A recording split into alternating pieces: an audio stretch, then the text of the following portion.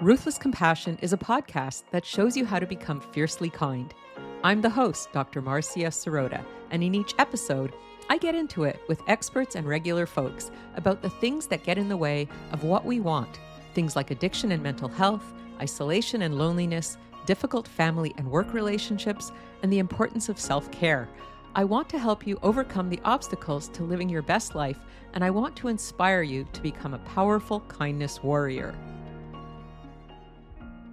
Lisa Berry is an expert in breathing life into the dreams of those wanting to live vibrantly, energetically, happily, and fulfilled while standing confidently and strongly rooted in their personal power. Turning up the natural light of hundreds of clients by helping them move through inspiration, motivation, and creation, Lisa fulfills her commitment as a transformational life coach and holistic nutritionist. By supporting and taking each client through their stuck, stagnant, or need a shift place in life, Lisa helps them experience their most desired result of what success means to them. As a soul beaming with light and celebrating life with others, Lisa recognizes her mission to find, help, and connect with those who need and want to shine. She knows that having clarity of a big dream, dissolving the blocks that stop it from becoming reality, and mastering personal creation are the ways to an incredible, happy, confident, and successful life. Enthusiastically and optimistically, Lisa begins each conversation by offering a safe place to dream, share, believe, and create. And with the newest, beautiful, and complementing partnering of Lisa's coaching skills and the dynamic musician Michelle Carter's stunning voice and song creation, together they have brought coaching to another level of transformation through vibration. Welcome, Lisa Berry. Welcome, Lisa Berry, to the Ruthless Compassion podcast. Thank you so much. It's fabulous to be here with you on this call. It's really great to have you here. So what I always like to do with my guests is ask them what they do and how they got to where they are today. Which, see how you can wrap that up in 2 sentences of questions, and I'm going to have to take a lifetime to tell, What I do is we'll put it under the umbrella of a coach. However, I really like to do it in an interesting way because coaching is all about supporting somebody else in finding their answers to be their happiest self. Now, a lot of the times we don't have those words. So what I've done is to create the career that I wanted and to live the life that how I want to live it, is I really found that music was a huge helping, more than a tool. It's a vibrational tool that helps people and myself and everyone to have experience emotions and words that they wouldn't be able to find. So what I've done is I've searched the world and I found the most perfect business partner for me. She's in LA, and what we do is I write coaching moments into a song and she puts the music to it. So it allows people to experience an emotion from start to finish and to come to a conclusion for themselves that works for them. So it's a coaching with music, coachable moments put to music. Could you explain a little bit more about what that means? Because it sounds very intriguing.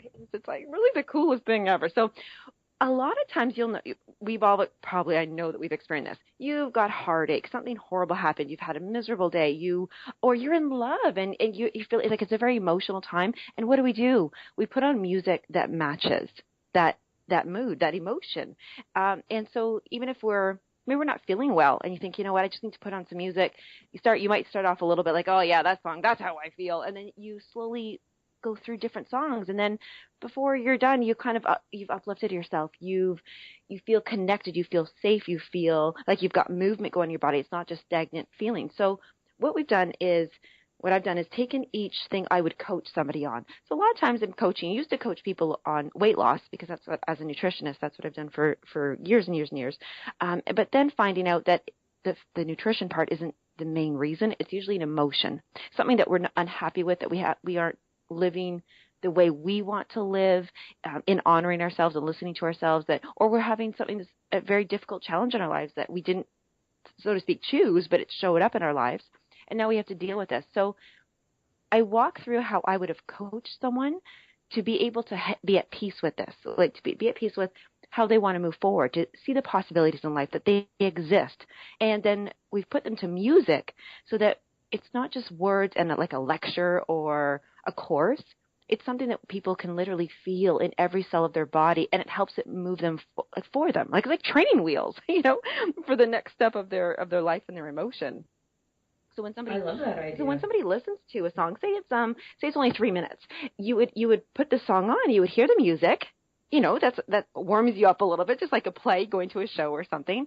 And then when I say the words that I'm saying, you first start to connect with it, and then you start identifying and figuring out where in your body and what part of your life that matches, and then you get to be walked through a potential possibility, but it's with you. I'm just coaching you. You're coming up with your own answers, and the music's guiding you. It's lovely. Oh, It's really lovely. thank you. So you said that you're a nutritionist and a coach. So what got you to doing this kind of really interesting work? Well, the nutrition came at I was in my teens actually, and I think women, well, and men, I don't want to isolate anybody here, but women are always something about weight. They're always on a diet or watching their calories or trying to be, the summer's coming, bikini season, this and that, or just even being comfortable. And actually, a lot of the times with weight loss, a lot of women would say, I just want to be able to get down on the floor and play with my kids and have the energy to be with them. So when I started out in the weight loss industry, I loved it. I learned a lot about actual nutrition because I chose to, but really what I found the weight loss industry to be was really self-abusive. We were always judging ourselves and hard on ourselves. It was about restriction and control and not being able to have something. And then saying to ourselves, we'd only celebrate if we lost weight, but we didn't celebrate, even if we did our best, but we didn't lose weight. Then it was really sad. And this was like when I was working at weight loss clinics where I see these women come in 3 times a week, Monday, Wednesday, Friday. The journey they would go on through, it required so much counseling. It really had very little to do with a nutrition plan, let's say, or did you get your 4 protein shakes in? Did you get your this or that in? Because honestly, I can tell somebody what to eat perfectly, but if they don't know why they're doing it, or if it doesn't make them feel good, or they don't get to express emotions and they're still burying those emotions within their bodies, they're not going to lose the weight, and they're not going to be happy, and they're not going to be healthy. For sure. So the counseling, at first I was a counselor, and then I said, you know what, I need to do coaching. This is like, counseling's one thing. Counseling, you're talking about specific things and telling them something. But coaching, I want to hear what these women, everybody's so different. I mean, and there's always a different reason. There's a different factors involved with everything. So I started coaching and went through the course, and then I fell in love with that. I thought, oh my gosh, guess what? I don't have to just coach on weight. I can coach on anything because it's just listening and being compassionate and hearing people talk. And I know I like to talk, so and I like to be heard. And sometimes the people that hear you, it's important for other people to hear you who can support you. But and you got to be careful of who hears you, because the people who aren't going to support you, you got to be careful. But it's important for you to hear yourself. And if you don't have a sounding board, I like being that sounding board for somebody, because I can offer them safety and compassion. And as a coach, as a person, I don't want to judge them, and I want to hold that space for them. But when we talk about possibilities, I think, what's possible in life? And, there's always a possibility. That's future thinking. And a lot of people are stuck in past thinking. Like, how did I get here? What did I do that caused this? Like, it's, you know what I mean? It's a lot of regret still and blame. Mm-hmm. And to move somebody, whether it be through coaching or music, is a huge thing. So for myself, I grew up with a very sick mom all my life. She was sick prior to me. It was her purpose in life, though, to absolutely be a wife and a mother and a grandmother, and she was successful at doing those things. She did pass 2 years ago, but in that time, I learned a lot about how people manage pain and how they deal with it and how they deal with illness. And she taught me a lot, and really that's what fueled my health, everything, my whether it be diet, food, health, wellness, coaching, you know what I mean, like life, how to be happy. Mm-hmm. So it was really with my mom, and I have a sister. Oh, I hope she's okay. I'm going to say this. She'll be fine. We both have very different outlooks on life, and she was always very afraid to be like mom. You know, some people say, oh, gosh, I don't want to be like that. I don't want to turn out like that. I don't want to get this disease and that disease. Whereas I was the opposite, thinking, well, that's mom. That's her life, and I'm going to be who I am and do my things. And so sometimes what we're afraid of, we actually attract. And that's what we kind of, bring upon ourselves. We're thinking about so much. And whereas I ended up with a few of my own other challenges, but at least I was so grateful I'm so grateful that my mom was able to be such a valiant, sick person for me, because she really communicated with me and talked to me. And I think she coached herself and myself through her illnesses. Wow. That sounds like a very intense experience. nice. And you know what? It's funny that you just shared before about your love of rescue cats, but I ended up rescuing. I was a pet sitter for so long. Actually, that's how I got through my nutrition school. As I was going through school, I pet sat. That's how I earned my money, my income, because I was able to sit and just be with, like, say, cats, or go for a walk and get movement in my body while studying and while doing my school. And so I found that being around animals is so helpful and so loving, and boy, they get into trouble and do stuff that you've got to be right on them. So it actually teaches you to be able to help and coach and be the teacher and leader all at the same time. It's true. It's absolutely true. So in your life, you say that your mother was sick, and that was very inspiring for you to move into helping other people. Do you ever feel that at times that you felt like you were getting drained or depleted or going overboard in giving? Yes, in a way, I think the feeling that would happen is I started taking on the role that I would fix her. And if I didn't fix her, then it was I failed. Mm. That was tough, actually. I remember that was slightly emotional. I just, she loved animals so much, and my parents were living in an apartment at the time, and she loved goats, like, little goats munching on grass, and I just always thought if I could buy her a house in on a farm, and she could be around goats, that would heal her. Animals would heal her, and the nature would heal her, and I didn't make it. She passed before then, and it was very emotional to me, and I really felt that I had failed that part. I said, gosh, I wish I could. I went through a period where I thought, had I done it, I was living in the past. There wasn't a possibility anymore, right? I had no more possibilities. I failed her. And there's a lot of forgiveness that goes for when one really wants a different life. And maybe they don't know what it is yet, and they don't know why or how. They just know that they're no longer living in the past about how did I get here and why would I have done that. But they're finally in the place that they say, I can't do this anymore. I can't wake up and do this anymore. That's where you're at the stage where you're on the path to healing and forgiveness for yourself. And I think that's where my turning point was, where I actually went to my father, and in fact, and they just poured my heart out and said, I really feel this way, and I know it's not logical. And of course, it's great to have a support system. My dad's awesome, and he said it's not your job to do that, and you were there to support, and your mom felt loved, and she knew you loved her, and it's great to have a goal. And so sometimes it's not about actually reaching the goal, but it is about having the goal and working towards it and feeling good and having the support system around you. And that was a big lesson for me. Yeah, I love the idea of having a goal without being attached to the outcome. Yes. Because you don't know how exactly, or maybe it will, maybe it'll be even better. Like, hey, my mom is with even more goats. She's with every kind of animal now. And Yeah, yeah. Sometimes failure is actually a wonderful opportunity to learn and grow, and you never know what comes with that, right? exactly, yes. And it's funny, we do something called Ho'oponopono. It's the Hawaiian forgiveness prayer. And Mm. oddly enough, I fell in love with this prayer. There's 4 simple lines to it, and it's something you walk through with yourself. But it's funny how it's called Ho'oponopono. And my mother, when she was pregnant with me, was actually going to name me Hope.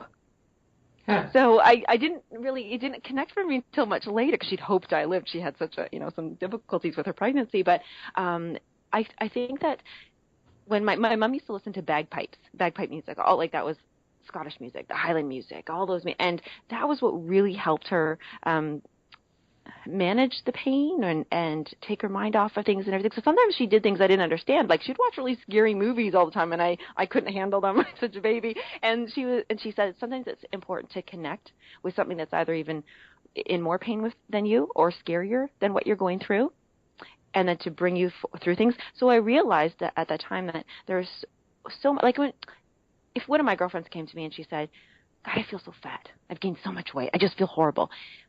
It's not going to be very helpful for me to say, you look great. Don't worry about it. Oh, you will just put some clothes that does this and that.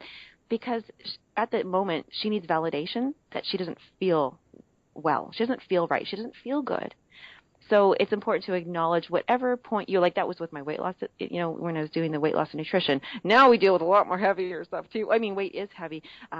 But there's a lot of things where you can't just brush off and say, oh, you got that disease. You know what? Don't worry about it. You're still great. So there's a healing thing, an acknowledgement piece there. And then when you finally get to the possibilities, because possibilities doesn't always just mean it's the perfect, awesome look at that rainbow over there. Possibility could just be, maybe there's a possibility that my purpose in life exists. Like, some people don't even know that. And you mentioned possibilities a lot, and can you tell me a little bit more about your philosophy of possibilities? I see, possibilities to me, it's like a crystal ball. It just holds so much. Well, I think of, like I said before, possibilities are future thinking, and a lot of us are stuck in the past. So it's important to, I would sit down with somebody and we'd write out, say, okay, let's name this. I call it the path. It's the pathway to possibilities. So it's a little bit of a flow to it. And we start off in the past. We say, okay, what are you feeling like? What is the place that you are in that you don't like? What are you questioning about? Like, are you questioning how you got there? Are you blaming yourself? Are you blaming others? And then I walk through the present. Okay, so where is it that you are right now that you need a possibility of something different? And then, more than anything, people go through a refusal. I can't do that. I can't even imagine. It's not for me. I'm not worth it. I'm not strong enough. I'm not smart enough. I failed so many times in the past before. Like, there's just so much still in that blame and everything. But then we move them into, okay, where are you now that you can no longer? I was once in a relationship and I loved this man. I wanted it to work. And I was so unhappy because it was so wrong. And I thought, how do you leave something? How do you end something that you still love so much, but it makes you miserable? And that's a tough one. And I remember it's like spilled milk. Every little thing would make me so upset. When sometimes you're in a relationship and then something really gets to you, but it's nothing. It's just little. And you're like, I can't believe they leave their socks here. And you freak out, but it's hard to think that there's a possibility that you think the possibility will be that they will pick up their socks. And then you go through, I can't handle seeing socks anymore. And by the way, that wasn't the issue. But and then you start thinking, what if I woke up every day in my future life and I didn't see socks on the ground? Like, what would my life be like? I wouldn't get triggered all the time. I wouldn't be this upset about it anymore. And maybe then later on, after, my nerves have settled, if I did see socks on the ground, it wouldn't freak me out so much. So you start having that what if kind of possibility, and then the possibility becomes, how can I have that life? What does it look like? How would I get there? And then you start thinking of the starting actions. Like, okay, I'm going to do this, I'm going to do this and do this. And actually, when I did leave that relationship, it was funny because I really, it was a lot of preparation and planning and finally getting the courage to do it. And then you'd think you'd be happy, right? No, because I got there and I was like, oh my gosh, what did I lose? What did I do? What if I can't do this now? Like, you go into this disbelief. And then finally, you've got to switch yourself and you've got to focus on the gain. You've got to focus on what did you gain? What did you switch? You no longer have to be stressed out about the socks on the floor. And you start looking at the abundance that you have and being grateful for what you have. And you might not realize it as abundance, but you just achieved that possibility that you could have a better, different, more self-loving, self-appreciative life. And then through that all, and I know it's taking so long to go through this, but through all of that, you really have to be gentle to yourself, have compassion, understanding, patience, because as you know, if you're not, you can't be attached to outcome. So there has to be patience involved in that. And finally, to just love and just to know that you're doing this because you love yourself and you don't want to be your not best self around anybody else either. Because it's not, you want to be that example. You want to be the leader of being true love in front of everyone else. And that's where health comes from. For sure. And I particularly like your kind of bridge out of the negative thinking, what you call the refusal, by using the imagination and the what if. Yeah. Instead of saying, oh, I can't, I shouldn't, it's impossible, I failed before, so I'll fail again, to go, what if, what would my life look like? And I think that's a wonderful bridge out of the no into a yes. Yes. And you know what's funny? I love that you actually highlighted as the bridge. We have a bridge on our website. The what if, ready for this? So a lot of people can't even go. When I've coached, I can remember this one specific person, and as I was coaching, and you would say, what if? And they're like, no. It just won't happen. It just can't. It won't. And I said, why? I asked her, I said, why are you afraid of what if? And you know what? She said, I just don't feel safe. And safety is one of the biggest words. And I have goosebumps right now. If somebody were to think of the word, we use the word safety a lot, because safety isn't just like look across, both ways when you're crossing the street, or is this if I fall? Safety is fear. There's a lack of self-confidence, assurance, love, support. And there's all kinds of fears. There's fears that you won't be accepted, that you'll be judged, that you'll be ridiculed, that you'll fail again. So that what if, I really have to address somebody's fears and where they don't feel safe. And if they don't have it, then I have to make sure that they feel that I'm offering that space for them. Absolutely, because when we trust ourselves, then we can feel safe enough to take that next step. Yes, exactly. Trust. Thank you. That is the perfect word. That's the word. The words are safety, trust, coming from your fears. And that's where possibilities exist. I like that very much. So what kind of things would you do to help the person feel that sense of safety and self-trust to go across that bridge? Right, yeah, because when you're sitting down with somebody, they're like, who are you? Why? There has to be some cute. First of all, we like to relate to someone else. And I love that about your show, because that's something you really strive to do, is share stories about yourself, what you do, who you are, because then somebody else can go, you know what? You do understand me. So when I'm with somebody, or even I try to put that in, I do put it into all of our music, like there are albums that we do that walk through people to this. It's the understanding that there's no judgment. We've all do, from silly things to stupid things to, we have to try things in order to grow. And I really want to share with people at first when I'm sitting with them, when I'm coaching with them, to say, I've tried a lot. I have failed a lot. But in that failing, like you said earlier, comes my growth and my success. And when I let people know that I'm just like them and that I could truly maybe help them, like to say, let me offer you that space of what if. When they start to calm down and when there's, acknowledgement, let me acknowledge that you're going through this. I don't want to deny it. I don't want to say that's, ridiculous. You shouldn't feel that way. I want to say, okay, you feel that way. Let's talk about it. But I'd never let somebody sit in that for too long, because you can really, your vibration, which I'm huge on, that's why we use music, it's through vibration. If you sit into the victim or hurt or sick or illness kind of vibration too long, you actually start to grow it. Like you manifest more of it. And so I really want to, my way of helping them feel safe is let me acknowledge that you're there, and let's move on a very even tempo to remove you out of it just a little bit higher, like the what if, just a little bit. And then we keep going to finally, when they are safe, like feeling that safety, to daydream. Just to me, they don't have to daydream to anybody else, because there's dream squishers, which we all can be because of our own fears, but just enough to feel safe that they can play around with it in their own mind and with their hearts until, like you said, they get that confidence and they start trusting themselves, and then their actions, they have a little bit of a success each time. So the coaching does take time. This is not an overnight kind of thing. I mean, it can be, but it's generally, you need to see results and walk through the experiences and have that, that resume of goodness behind you. Mm-hmm. And don't you find that when people avoid trying things, of course, they don't have any real life experience, so it's hard to build up their confidence.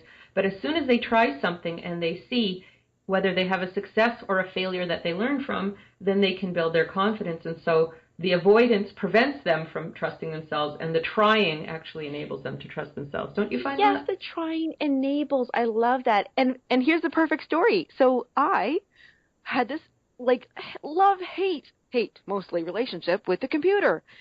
But at the same time, my goal was to have my business online. And so here I am, Skype. So we're talking on Skype right now. So, and then I have a show, and it was going to be on Skype, and I thought, I don't want to do this. I don't want to do it. But it's not that I didn't have faith in myself, because I thought, no, it's the connection's going to be lost. What happens to this? And I won't know how to fix it. I kind of was freaking out. And so in the trying of it, which, yep, there was definitely some times it didn't work or something happened, but in the trying of it, gave me such confidence. And literally before our call right now, I was looking at it, and I actually had gratitude. I was feeling such great, I was so happy, because I was looking and going, look at us with success on Skype. Absolutely. And I think we all have so many of those examples that we don't actually register in our minds every single time we've tried something, and then that confidence that we get and the gratitude we get, and how pleased we feel. And I feel bad for the people who don't try, because they stay stuck in that place of fear and lack of safety. Yes. And you know what's interesting too is I get another one of my clients who, oh goodness, she is brilliant. She is successful. She just like amazes me. And yet when I do, I show her and I highlight it, and she says, well, I could have done better, or, it's just this. Like, it's very modest, but what it is the way she was brought up by her parents is don't ever be not complacent, like content. Like, content is a bad thing. It's not really. I mean, obviously it's wonderful, but she was raised that being content or even being proud a little bit was bad because it will stop you from working harder and more and more and harder and better. And you don't ever get to stop and celebrate. I think celebration is so important to, like we said, it doesn't register. So we have to celebrate those small things so they do register.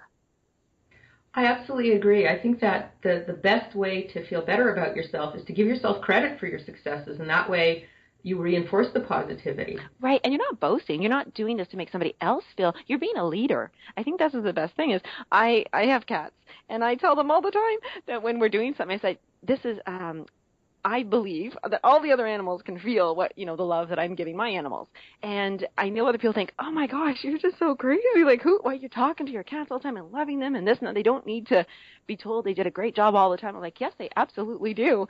Because the more I praise them for success or anything, I know other people hear it or feel it. It's just my vibration that I'm carrying.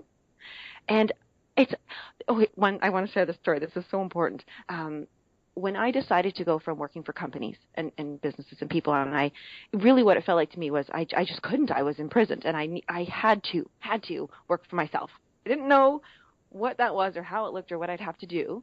I just knew that it was very important for me to decide, what time of the day I started work and finished, when I did it, when I could eat. I hate having a designated time to eat because once if I'm not hungry, and I had to do this. So as I was doing it, I didn't do it very well. I'll be honest. I was all over the map, and I wasn't making very good money. And then I would make a lot of money, but then I wasn't. And a person who loved me very much came to me, and what they were doing was they thought was very helpful. But it was probably the worst sentence I could ever heard in my life. It was, I can get you a job somewhere.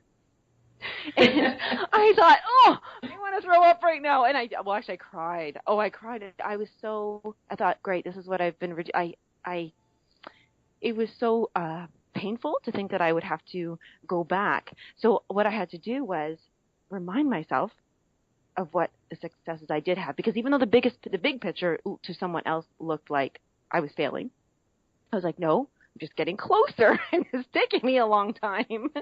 But I do believe that vibration that I held to say, I really, really want to work for myself and be able to make these decisions for myself. So what is it I need to do along the way to make this work? And then that's when I reached out for help. And, I have coaches. My goodness, I've had so many coaches. and to this day, I mean, that was, I'm thinking that was 2000. And that job off was 2006 is when I decided to do this. And in 2008,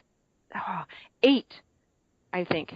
Yep, 2008 was when that was. So it was 2 years of real, floundering all over the place. But it was kind of fun, too, and I look back now. So it's been successful, and along the way, ups and downs and all that kind of stuff. But I think that as we love ourselves, our patience, back to that being patient with ourselves, listen to what you really, what feels good to you and what doesn't. Like when that job offer was made, that didn't feel good. It was not feeling good, but I appreciated them reaching out. So it's very important not to judge where other people are coming from when you're on your path and goal, but to not let them stop you, not let them drown out your own voice. That's wonderful. Well, I want to come around moving toward the end of our interview, and I have a couple of questions to ask you. The first one is, what are you guys doing right now in your business that you might want to share with our listeners? Okay, well, we are coming to summer, so our business name is 432 Shift. 432 meaning that's the frequency we tune everything for. It's the healing frequency of the world. And shift because it's important to make little tweaks and little shifts from past to possibilities of future. So we just launched our 6-week summer shift. So we want to keep it short enough that we can make, like a little bit of a makeover for you over the summer, but keeping it to 6 weeks. So we found that's a good one. So 6-week summer shift, and this is the pathway to possibilities. So right now we're doing that. Now we do a radio show every Monday at 1 p.m. on Om Times Radio. That's Om Times Radio. But more importantly, we just want to invite everybody to our site. It's 432shift.com. And the best thing is go to the video page. You will be able to see the videos. We have our songs playing there, so they're coaching songs. So really cool. So I invite everybody to listen to them, because as you take that 3 minutes to watch them and listen to them and hear them and feel them, you will experience a shift. And so that's like the most important thing I can invite anybody to, because from there, you'll have more understanding, you'll be able to feel what we're about. And if you want to take it a step further to either do a mini program, like a 6-week program, or any coaching with myself and Michelle does all the voice and music, then we love to help everybody do that, to hold that safe place for them to see their possibilities. Very, very nice. So 432shift.com. Yes, perfect. Okay. Check out the video. And okay. And just to wrap up, I always like to ask my guest if they have a call to action for the listeners, something that would inspire them moving forward. Oh, goodness, there's so many beautiful things. So I think if I could just share these 4 lines, and you don't even have to understand the background to any of this. I just would like everybody, if they could write this down and just read them over and over and see what comes up for them. It is the Ho'oponopono, I just said that wrong, Ho'oponopono prayer, and it's 4 lines. If everybody could just write these down and just read them over to themselves and see what shift happens for them. And the words are, I'm sorry, please forgive me, I love you, thank you. So I'm sorry, please forgive me, I love you, thank you. Now, somebody can just write that down, read it, listen to it here. You'll find that on our website as well, by the way, the Ho'oponopono, H-O', and then the rest is a long word. So that would be the call to action for that, is for you to experience a shift. As you just say that with such love and such gratitude, your body will actually start to change, and things will come up. You won't even know what you're saying I'm sorry for, but it will come up. It will come up. So that's my most important and gift of a shift and call to action that I could offer to anybody. Well, that's really wonderful. And I think a lot of people who are carrying a lot of self-blame and self-criticism and shame and guilt would probably benefit tremendously from repeating this a few times in their mind. Yeah, thank you. Aww. Well, it's really been a pleasure speaking with you today, Lisa, and I'm sure the listeners are going to have a lot of food for thought, you being a nutritionist. Yes, exactly. Emotional food for thought. Well, thank you again, and I'm sure it's going to be wonderful for the listeners to be listening to this podcast in the future. Oh, wonderful. Thank you so much. Everybody have a wonderful day. Bye. Bye. That was the terrific Lisa Berry, and I'm Dr. Marcia Sirota. If you like this podcast, please subscribe and review it on iTunes. You can also sponsor me on Patreon at patreon.com/Dr. Marcia Sirota. And please sign up for my free monthly wellness newsletter at marciasirotamd.com.